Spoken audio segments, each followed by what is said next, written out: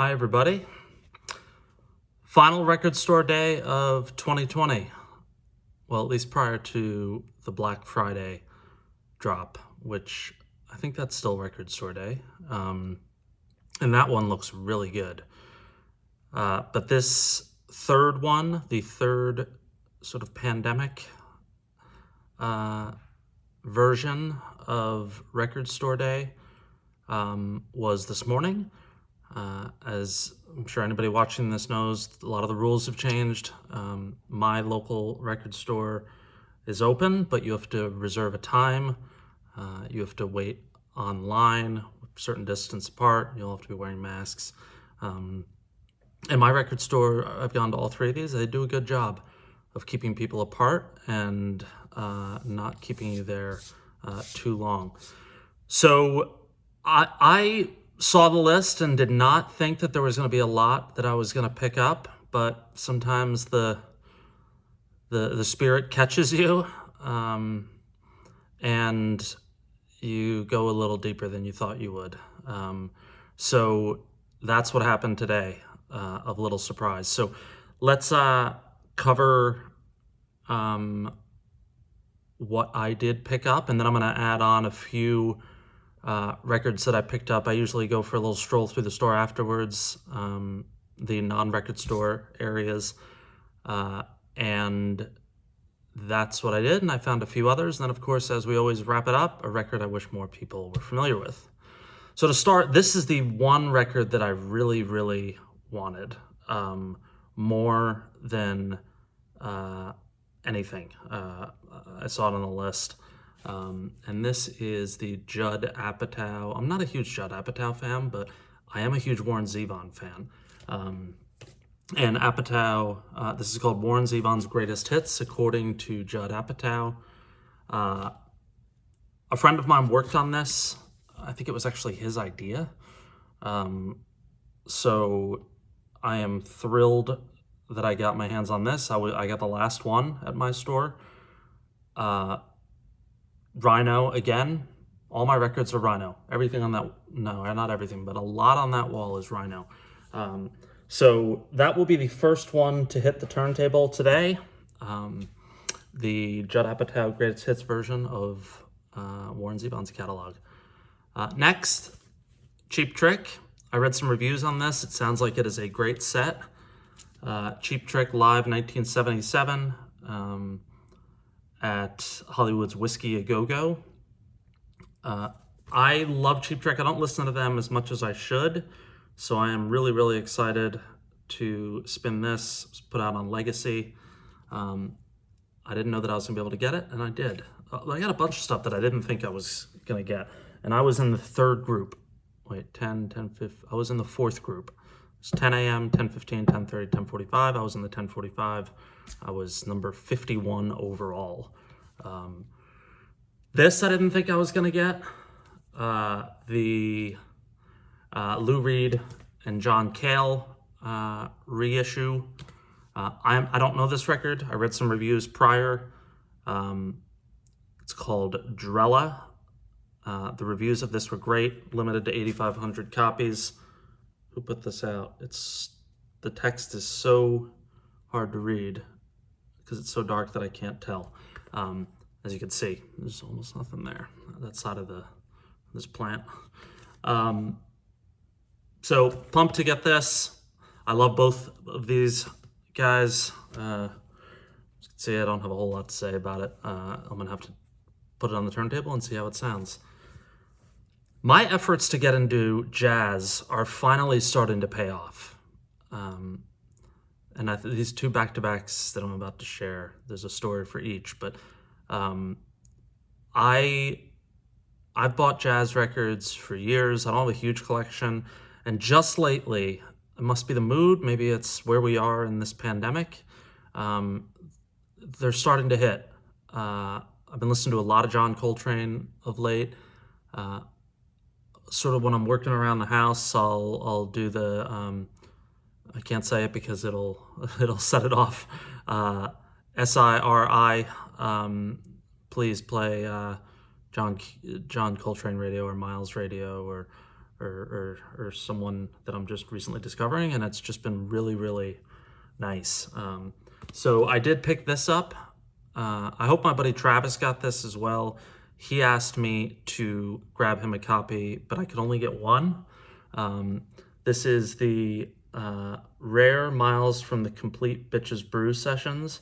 I don't own Bitches Brew. I own a bunch of Miles, but I don't have that one. I know that's like his, I don't know, his funky record or something, the one that brings on a lot of debate.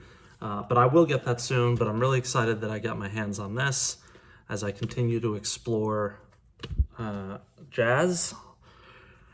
And this next one was number 2 in terms of what I wanted, and this is also sort of an effort that I've put into rediscovering not a genre, but a band. This is a band that I was into in high school, a little bit of college, and then sort of got off the train in early college right after I discovered Uncle Tupelo and everything that came out of that. Graham Parsons, Townes Van Zandt, The Replacements, The Clash, The Minutemen, the Bottle Rockets, and everything. That took up all of my time, and that was in like 94. But so I sort of put this band on hold for 20, 25 years. Didn't really listen much. And then lately, it's mostly via my buddy Travis, who wanted the Miles Davis record. He is a huge fan of this band, and it has been an amazing rediscovery. This is a Grateful Dead live set from Buffalo, New York in 1977. Also on Rhino. Apparently this is the best Help Slipknot Franklin's.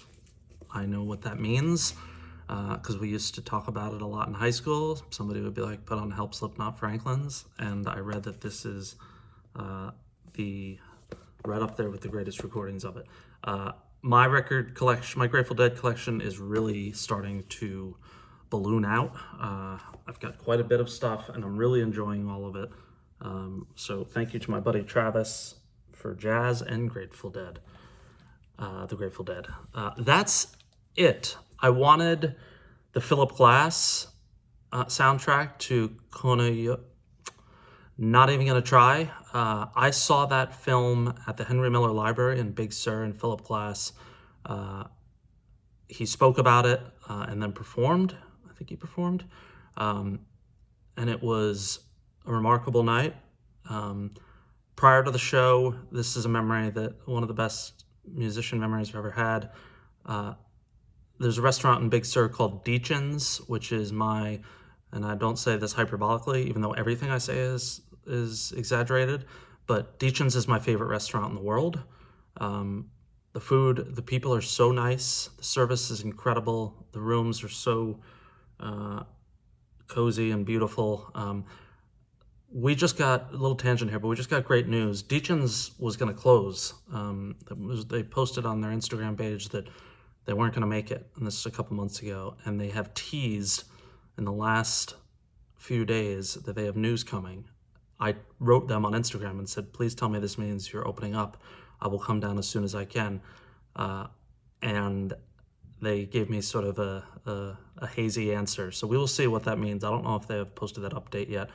But that time when Philip Glass played at the Henry Miller Library, I went to Deachin's for dinner beforehand. I was there solo.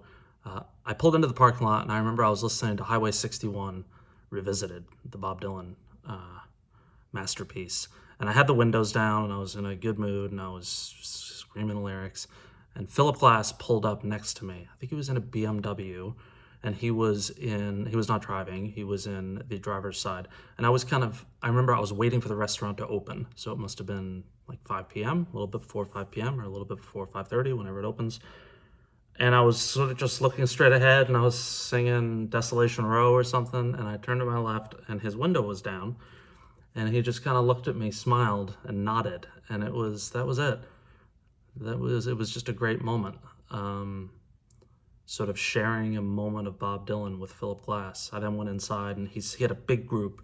They sat right near me, and what an interesting conversation. I wasn't eavesdropping, but they were so close that I could hear some of the stuff they were talking about, and what an interesting group.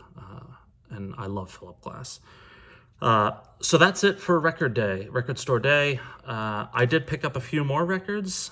So I picked up the latest Run the Jewels record, which I've been considering picking up for some time. I heard some tracks via my buddy, a couple of my friends, my buddy Scott, my buddy Flush, who are huge fans, and this record is growing on me, and I thought it was time that I get it on vinyl. So excited to listen to that. And then as I was walking out, I saw this, Miles and Coltrane, Copenhagen, March of 1960. Never seen this. I looked up some reviews on my phone. They were great, so I picked it up. The jazz reissue, a lot of them that I see, the artwork is just stellar. You see these covers, and it's hard not to pick it up. If you have the means. So I'm really excited to listen to this. This will go on second today after the Judd Apatow Warren Zevon record. Two other little things I picked up on the way out. I saw this. I don't have this. The Springsteen single for War. It's $4 with Merry Christmas Baby on the back. Christmas is coming up. Not a big Christmas person, but maybe we'll crank this. And one non-music thing, but feels a little bit musical. I loved this movie, and I saw it on Blu-ray for $5. Nebraska. Not after the Springsteen record, but this was one of my favorite movies of whatever this year was. It was a few years back. I'll say 2014. So I am really excited to watch this again. I've only seen it once. It's from the director of Sideways. I love the movie Sideways, Alexander Payne. So I will be giving this a viewing soon. And then finally, a record I wish more people knew about. This one's not too obscure, but it's so good that I really wish it was talked about more often. And this is the second Jayhawks record, Hollywood Town Hall. Came out in 1992. Perfect record, 10.0. An incredible album cover of them, wherever they are. This is right before Mark Olson's first departure from the band. Or no, they had one more record. They had Tomorrow with the Green Grass with Mark Olson. And this is before Tim O'Regan, so Ken Callahan was on drums. Mark Olson, Gary Loris, Mark Perlman, and Ken Callahan. Two of those four are still in the Jayhawks, now 28 years later. Loris and Perlman. Produced by George Drakoulias, who produced some Tom Petty stuff. Just a phenomenal record. I'm looking at some of the folks mentioned in the thanks. Just a really important record for this period. And in terms of Americana music, so like Graham Parsons or just the best of the sort of stripped down Dylan records, Hollywood Town Hall is one of the best. There's a lot of rock moments, but it is just, this is as good as American music gets.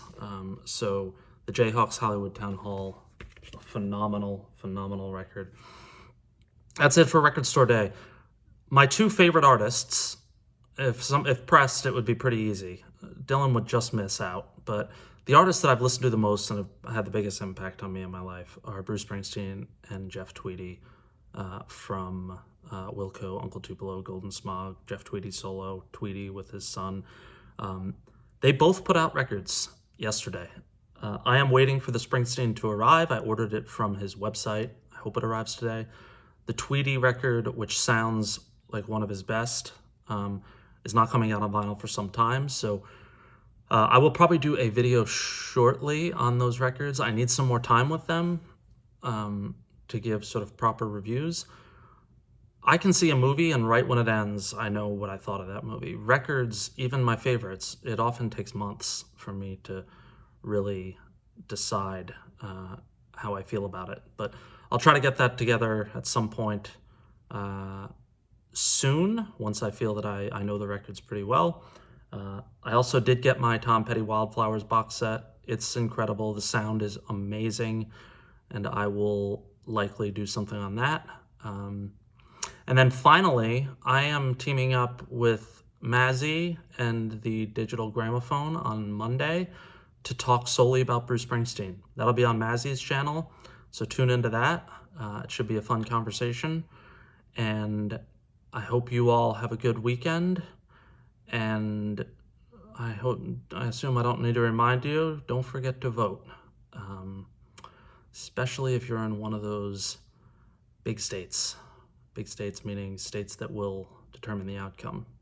Ohio, Pennsylvania, Michigan, Texas, Georgia, North Carolina. This is sounding like the Gord's song, Lower 48. If you don't know that song, check it out. Great one. I'll talk to you soon. Take care.